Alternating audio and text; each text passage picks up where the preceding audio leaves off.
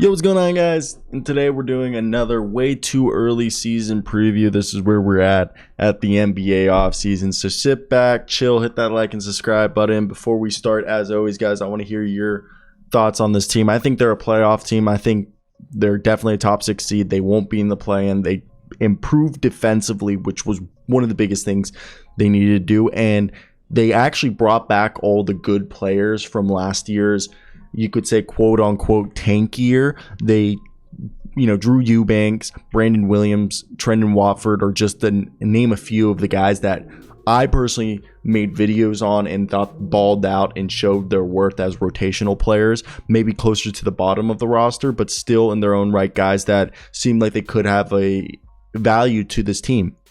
Now, I want to hear those thoughts down below. What do you think the team's record and everything? Obviously, you guys know I will have my season predictions come out during training camp because right now we're like a month away from training camp, more than a month, like 6 weeks. So let's get right into it. Let's talk about the acquisitions, the transactions that they made, and let's get right into it. So first off, as you guys all know, Anfernee Simons, Jusuf Nurkić, Ben McLemore, Joe Ingles, Elijah Hughes, CJ Ellabys, and Keljin Blevins all became free agents. And then they brought back Jusuf Nurkić. They brought back Anfernee Simons. They also signed Gary Payton II, drafted Shaedon Sharpe, traded for Jerami Grant, which I thought personally was a great deal in their own right. And they had this weird trade with the Nuggets and the Pistons where they sent the draft rights of Gabriel Procida to the Pistons and I believe the draft rights to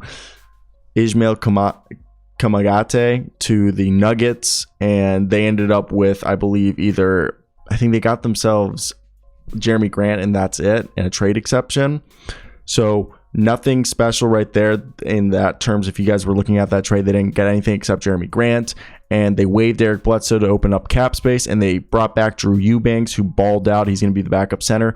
Jabari Walker was out of Colorado, was this second round pick who looks like he could be a really good piece. And people forget they still have Greg Brown III from the other year. And Damian Lillard got that massive extension. Now let's talk about the roster and what it's looking like, or what it's shaping up to look like right now. And personally, I think the Trailblazers are a team that they did really good with their salary cap right now. And this was a team that coming into, they didn't have much. And now, they were able to go to 152. And next year, they actually will lose $30 million of salary because Jerami Grant's basically a 1-year rental if they don't extend him, which they do have his bird rights. So they basically can pay him back more than anybody else. And I think in the beginning of August, he becomes extension eligible. And with the current roster, if you look at it, I think obviously we know the starting lineup is probably going to look somewhere. I've been told Anfernee Simons by Portland Trailblazers fans will start. I have argued he should be the sixth man due to the fact that with a second unit that's perhaps going to be Gary Payton II, Justice Winslow, Trendon Watford, Drew Eubanks, and Keon Johnson, Nazir Little, there's not a lot of shot creation right there. So I'm going to continue to argue that Anfernee Simons, even though they gave him all that money, he will be playing 30 minutes a night off the bench due to the fact that they don't have any shot creation in the second unit. So when they do have most of their starters resting during games, they will be playing Anfernee Simons with the bench a lot due to the fact that he's the only one out of the guys who could potentially play off the bench that can create shots for himself and for others. That is my argument why I believe Anfernee Simons will be the sixth man. Now, if they do that, the lineup will look like Damian Lillard, Josh Hart, Nazir Little, who I personally think Nazir Little showed improvement last year, Jerami Grant, Jusuf Nurkić, with Drew Eubanks being Nurkic's backup, who Drew Eubanks looked like a double-double machine who actually sometimes shot three-pointers. Then Jerami Grant will be backed up by Trendon Watford unless Greg Brown III has developed immensely. Then Nazir Little will be backed up by Justin Winslow. They do have Didi Lizanda, who I believe he's the Brazilian, and I guess he's fighting for a training camp spot.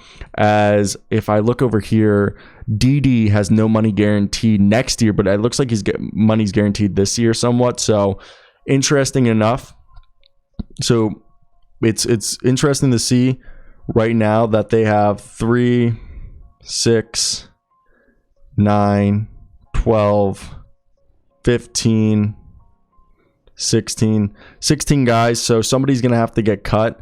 And if I have to say anybody get cut, it'd be DD. Sorry, DD. And because Brandon Williams is on a two-way, I expect the point guard rotation to be Damian Lillard, Anfernee Simons, and then Gary Payton's going to be more of Josh Hart's backup. If Josh Hart's the starting shooting guard, I have Gary Payton back him up. Keon Johnson will bounce between shooting guard and small forward with Justin Winslow, Keon Johnson, probably Shaedon Sharpe fighting for spots there with Trendon Watford, Greg Brown, and Jabari Walker all playing power forward. And we'll talk about everyone individually. But with this team right now, I do like them. I want to highlight Nazir Little real quick because I do believe Nazir Little showed growth that I think is people are going to overlook. As I know, Nazir Little, for a guy who was, he was the 25th pick out of North Carolina like 3 years ago. It's his fourth season, and every single year he's played more and more minutes. And last year, I think arguably he played the most minutes of his career. He played the most games of his career.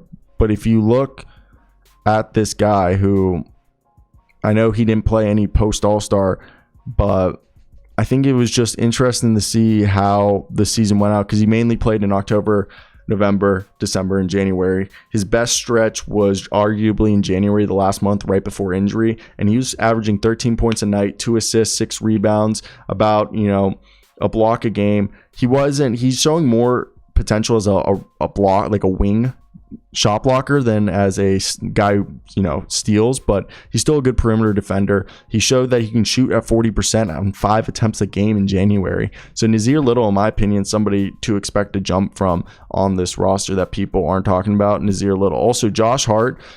Dude, Josh Hart to close out the year was like a 20-point scorer. Didn't he have like a 40-point game or something like that in one of those? Josh Hart to close out the year on the Trailblazers was something else. I think personally, Josh Hart's another guy. Josh Hart and Nazir Little are two underrated guys. To close out the season, the last 10 games post All-Star breaks, he averaged 48% from the field. Yes, 32% from three for the season. He was like, 33%, 34%. But he averaged 19 points a night. Okay, 1.5 steals, 4.5 assists, 5.5 rebounds a night. Like, tell me that ain't good. 34% from three on the season. And he was a 15 points per night guy, 7 rebounds, 4 assists, steal night. Josh Hart, underrated guy on this roster. Then Jerami Grant, even there. I think Jerami Grant's another guy that I know you won't have as many touches as he did, has had in the past. But Jerami Grant's still another good player on this team that I personally think, yes, won't have as many touches as he did. He was attempting like 15 field goals a night. But if you look, he was a guy that he took less shots post All-Star break and had more, like, better numbers, okay?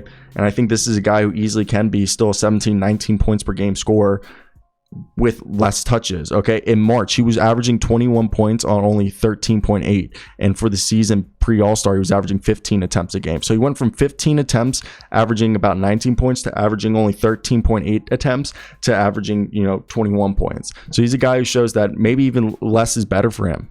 He'll be a more efficient scorer. And Jusuf Nurkić, he's a guaranteed 11 and 11. Damian Lillard, I know people are going to be like, Damian sucked. Damian couldn't do crap, okay? Like, I honestly think, shut up. Damian's still a great player. He's still going to be an MVP candidate. I still want Damian Lillard to win the MVP. I know he's 32 years old. This is the last year that he can feasibly probably win an MVP. And I have hope that this will be that set MVP season. And for me, if you look at Damian Lillard, his last 9 games that he played were probably his best of the season, where he was shooting like 41% from the field. Still not great, but he was shooting 11 threes a night at 36%. Okay, that's insane. 29.6 points, 6 assists. Okay, and for the season before, he was coming out having some of his best passing moments, and he was somewhat trying on defense. But I think Damian Lillard will come out and play well. And I think having Anfernee Simons as the other guy, as I know some people aren't a huge fan on Anfernee Simons like I am. I think Anfernee Simons is a good player. But if you look at him right here, I think definitely he's a guy that post All-Star break, I know he only played 4 games, but in those 4 games, he had 22 points, shooting almost 46% on 9 attempts from 3.